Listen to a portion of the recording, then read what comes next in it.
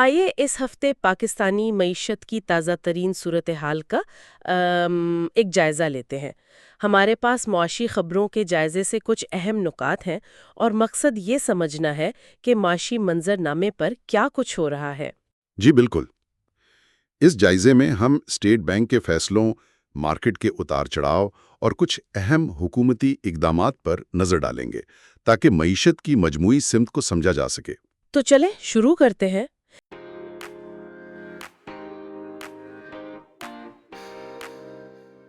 ایک طرف تو اسٹیٹ بینک نے پالیسی ریٹ یعنی وہ شرح جس پر مرکزی بینک دوسرے بینکوں کو قرض دیتا ہے اسے 11% پر ہی رکھا ہے۔ جی لیکن دوسری طرف عالمی تناؤ، خاص طور پر وہ ایران پر حملے کی خبروں کے بیچ پیٹرول کی قیمت 253 روپے سے بھی اوپر چلی گئی۔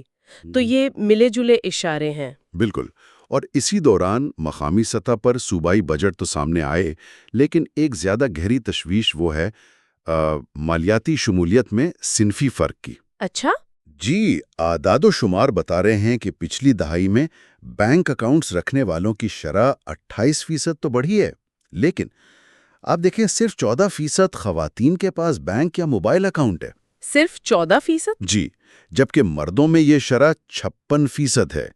یہ فرق مطلب صرف اعداد و شمار نہیں، یہ تو معاشی مواقع تک رسائی کا مسئلہ ہے۔ بالکل، اور یہ صرف صنفی فرق تک ہی نہیں ہے۔ ایک اور حیران کن بات پتہ چلی کہ پاکستان میں سٹاک مارکیٹ یا میوچل فنڈز میں سرمایہ کرنے والے ان کی تعداد صرف 3,33,000 کے قریب ہے۔ یہ کل آبادی کا صرف 0.14% بنتا ہے۔ بھارت میں یہی شرح سنا ہے 10% سے زیادہ ہے۔ 10%؟ جی، یہ تو بہت بڑا فرق ہے نا؟ یہ نقطہ واقعی اہم ہے کیونکہ یہ دکھاتا ہے کہ عوام کی ایک بڑی اکثریت رسمی مالیاتی نظام اور سرمایہ کاری کے مواقع سے کتنی دور ہے۔ یہ صرف خواندگی کا نہیں بلکہ میرا خیال ہے اعتماد اور رسائی کا بھی سوال ہے۔ صحیح۔ اچھا، مارکیٹ کی بات کریں تو پاکستان سٹاک ایکسچینج کا KSE 100 انڈیکس جو مارکیٹ کا بیرومیٹر ہے وہ مسلسل چوتھے ہفتے گرا ہے، تقریباً 1.74% کمی آئی۔ جی، ہفتہ وار بنیادوں پر۔ وجہ تو وہی عالمی سیاسی کشیدگی اور علاقائی منڈیوں میں جو مندی چل رہی ہے۔ لیکن اس دوران کچھ مثبت خبریں بھی ہیں، جیسے پیکرا جو کریڈٹ ریٹنگ ایجنسی ہے وہ PSX کے جیم بورڈ پر لسٹ ہونے جا رہی ہے۔ اچھا؟ جی، یہ سرمایہ کاروں کے لیے ایک اہم ادارے میں حصہ ڈالنے کا موقع ہوگا، اور ساتھ ہی PIA کی نجکاری کے عمل میں بھی کچھ تیزی نظر آئی ہے۔ ہاں، اس کا کیا بنا؟ 8 پارٹیوں نے دلچسپی ظاہر کی اور 5 نے تو باقاعدہ کوالیفیکیشن سٹیٹمنٹس بھی جمع کرا دی ہیں۔ 5 نے کرا دیے؟ چلیں، یہ تو دوسری سنجیدہ کوشش ہے نجکاری کی، دیکھتے ہیں کہاں تک پہنچتی ہے۔ جی، اچھا، توانائی کے شعبے میں بھی کچھ ہلچل رہی۔ اوگرا نے آئل کمپنیوں کو کہا ہے کہ وہ ایران اسرائیل کشیدگی کے پیش نظر 20 دن کا ایندھن ذخیرہ رکھیں۔ جی، احتیاطی اقدام ہیں۔ اور توانائی کے شعبے کا ایک بڑا مسئلہ وہ گردشی قرض، اس سے نمٹنے کے لیے حکومت نے مقامی بینکوں سے ایک بڑی رقم 1.275 ٹریلین روپے 1.275 ٹریلین جی، یعنی تقریباً $4.5 ارب کی اسلامی فائنانسنگ حاصل کی ہے۔ یہ 6 سالہ منصوبہ ہے اس قرض کے بوجھ کو کم کرنے کے لیے۔ ٹھیک۔ دوسری طرف آٹو انڈسٹری والے پریشان ہیں کہ آنے والے بجٹ میں GST بڑھا کر 18% نہ کر دیا جائے۔ پاک سوزوکی کا کہنا ہے کہ اس سے گاڑیوں کی فروخت کم ہو سکتی ہے، جس کا اثر پھر پوری سپلائی چین پر پڑے گا۔ جی، یہ خدشات تو ہیں ان کے۔ اسی دوران وزیر اعظم نے پاکستان نیشنل شپنگ کارپوریشن یعنی PNSC کو اپنا بحری بیڑا بڑھانے کی ہدایت کی ہے۔ اچھا، وہ کیوں؟ مقصد یہ ہے کہ بحری تجارت پر جو سالانہ تقریباً $4 ارب خرچ ہوتے ہیں انہیں بچایا جا سکے۔ ابھی ان کے پاس صرف 10 جہاز ہیں جو ظاہر ہے ناکافی ہیں۔ صحیح۔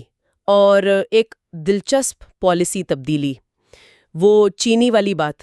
حکومت نے پہلے چینی برآمد کی اور اب کہہ رہے ہیں کہ 7.5 لاکھ میٹرک ٹن چینی درآمد کریں گے۔ جی بالکل، رواں مالی سال کے شروع میں ایکسپورٹ کی اجازت دی تھی اور اب امپورٹ کا فیصلہ۔ اس سے پالیسی سازی اور مارکیٹ کی منصوبہ بندی پر سوال تو اٹھتے ہیں، ہے نا؟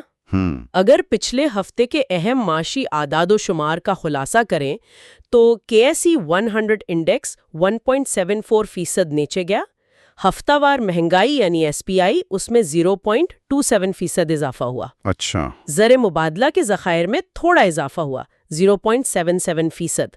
मई का करंट अकाउंट खसारा $103 मिलियन रहा और बराह रास्त गैर मुल्की सरमायाकारी यानी FDI इसमें पिछले महीने के मुकाबले 7.6% कमी हुई। तो मजमूई तौर पर तस्वीर काफी मिलीजुली सी है।